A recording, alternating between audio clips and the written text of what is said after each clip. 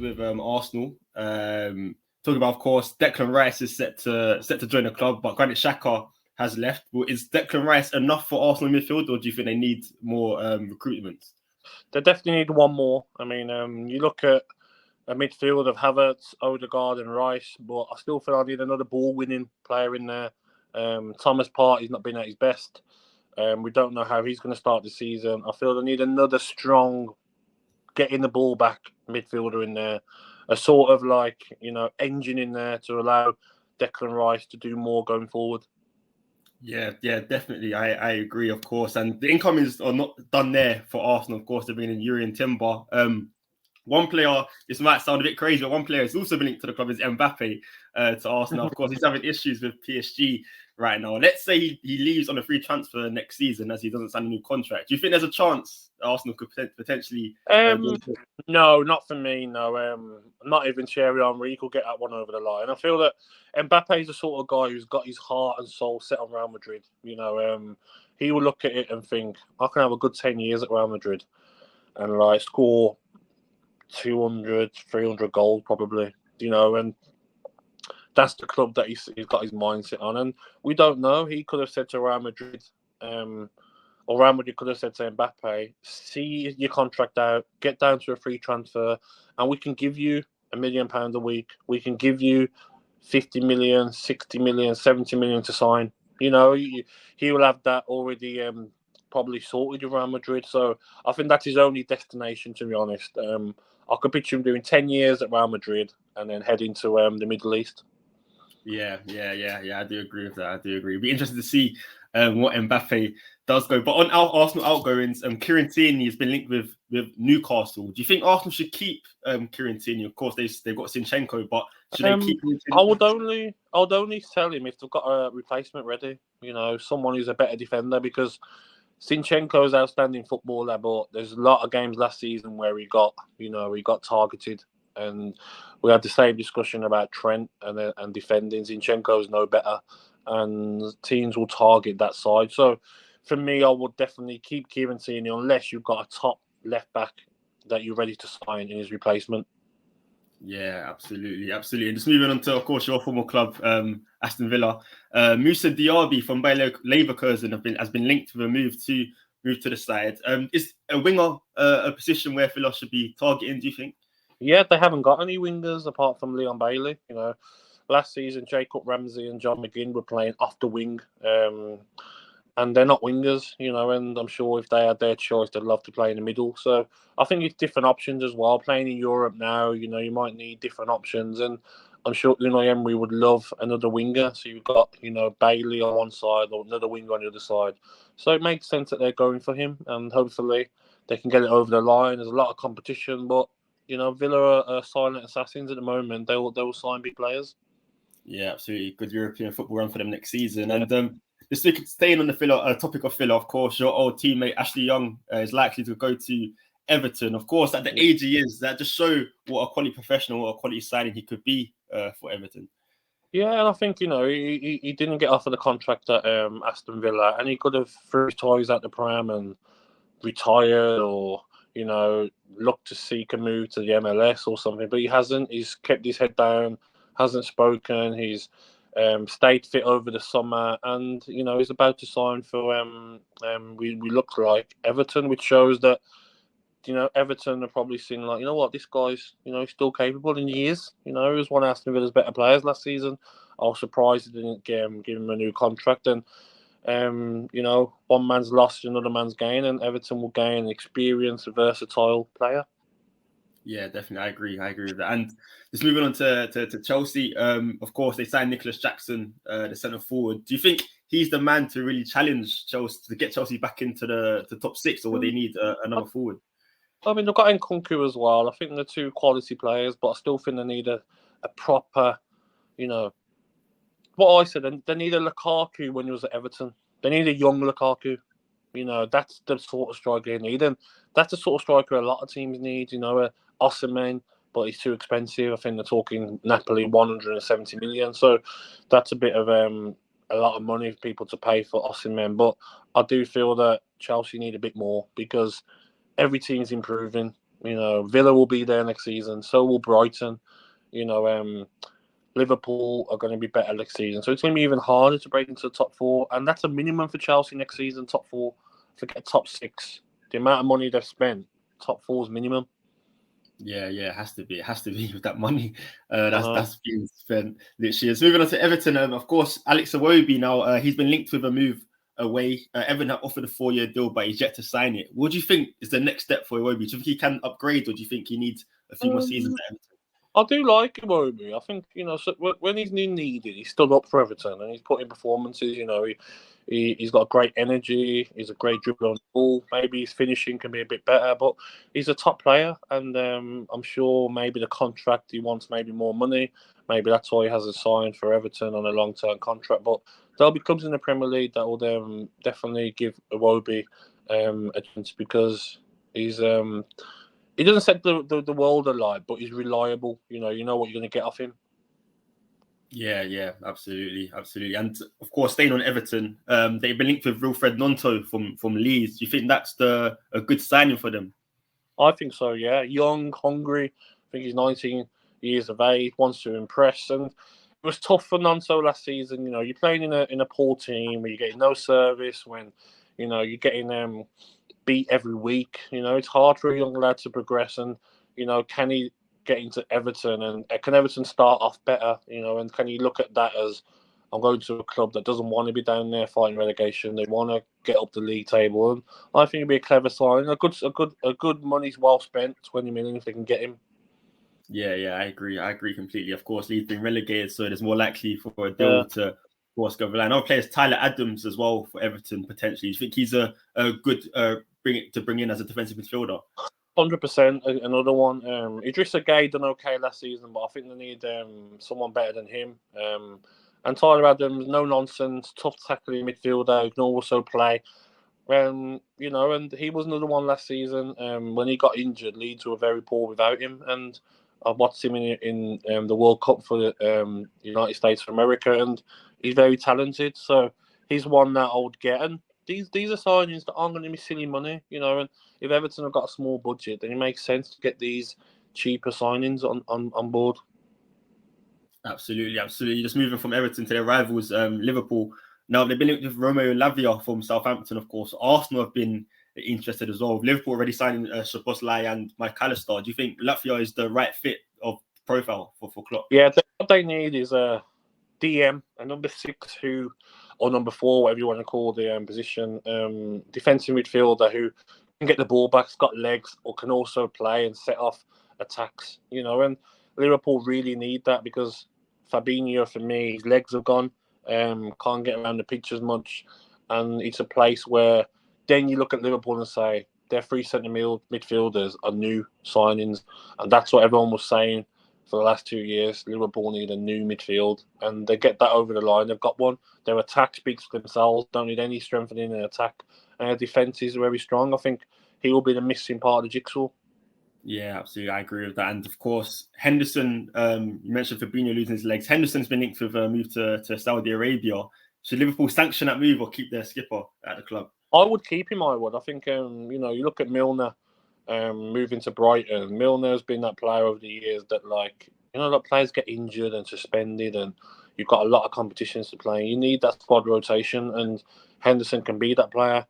If you're guaranteed starter for the Premier League, he won't be maybe, but he'll be a player that can come off the bench, start cup games, bring that experience not in Champions League, bring that experience in Europa League as well, playing in big competition. So he's a player I'd keep around, because you don't want a squad of just new players. You know, you want a squad depth of players who know the club.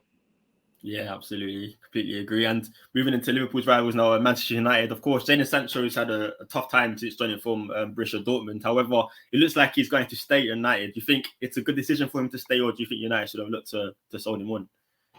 I think Jadon Sancho should, you know, he knows that he's not done enough. He come off Instagram and social media, and he knew that, like, he wasn't giving enough for such a big money move. And he's got to knuckle down and just say, you know what, I'm still Jadon Sancho. I'm still the player that Man United brought from Dortmund. Can I get my head down? Can I get back to basics? Get the ball, take players on 1-2s. You know, watch Jack Grealish, watch Rashford, watch these young English wingers, and say, Well, I'm 23. I'm not 30. I'm still a young baller. I need to be out there and proving myself. Not taking the easy way and leaving and going to another league.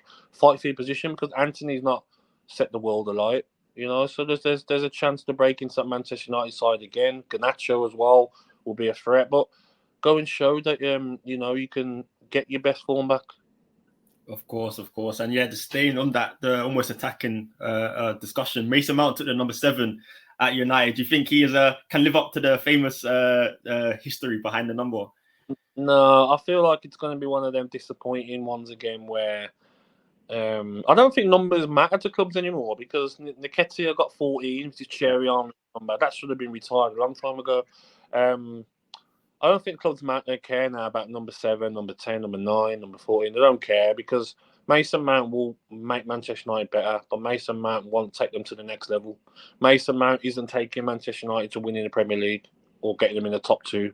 He's keeping them in the Champions League. So it's not a marquee signing. I think they've overspent on him. Yeah, I do tend to agree with that, to be honest. And staying on Man United, of course, they've been linked with a striker from Atlanta, Rasmus Holland from Atlanta. They've agreed terms. But with United, of course, selling Weghorst, who's gone back from his loan move, they haven't really got a striker except for Martial. Isn't it similar to Chelsea in terms of they need a statement striker, do you think? Yeah, and they need a striker that, guarantees goals as well. They're not in a position where they can bring in someone where it might work, it might not. He's not always clinical finisher. They're not in that position, Manchester United. They need to get this one right. They've not had a top striker since Rooney.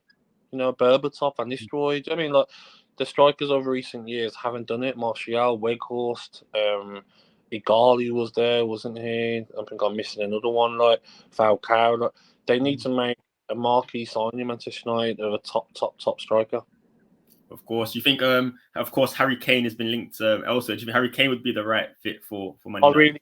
I really, when you're working with businessmen like Daniel Levy, it's not even a starter. That's why Manchester United haven't pursued it. They probably inquired and they've says, we're not selling to you. You're like Coke is to Pepsi. You know what I mean? We're not selling you. You're a rival. So don't even think about it. Yeah, completely agree. Moving on to another Champions League club in Newcastle. Of course, they're signing Harvey Barnes from Leicester. Football Insider said the deal could be done this week. Do you think that's the right decision for Newcastle, especially now they're in the Champions League?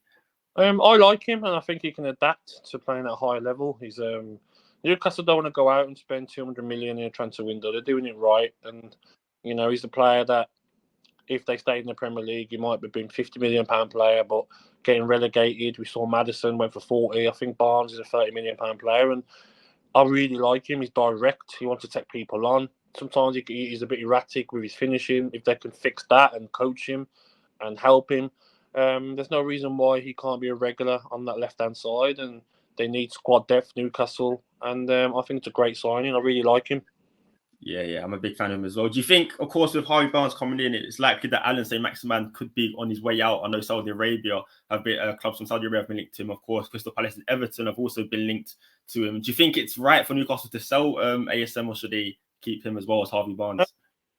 I don't know. I think if you sign Barnes, you let Maximan go because you've got Almiron, you've got Gordon, you've got Anderson who can play there, Joe Linton and Willock, we've seen them play off the left. So I think they will let him go if they bring in Harvey Barnes because last season when he got fit, he didn't really start many games, Saint-Maximin. So I really like him as a player, but he's unreliable with goals and assists. A bit erratic in his final ball and his finishing. And maybe Newcastle are going into different places. Yeah, I do tend to agree with that. And one player that also could have come in is Kieran Tierney. I know we spoke about him earlier, but Newcastle have been linked to him. Do you think for Newcastle, Kieran Tierney would be the right option? What I think Newcastle need is to bring in a left back that's their left back, not Dan Burn. Dan Burn's done amazing there, but he's not a left back. He looks laboured out there sometimes and looks, like he's giving his heart and soul so that he gets a starting place because he knows he's not going to play centre half. But I think you bring in a left back, you say to Dan Burn, your third choice centre half and your second choice left back. And if Cher and Botman are injured, you're in.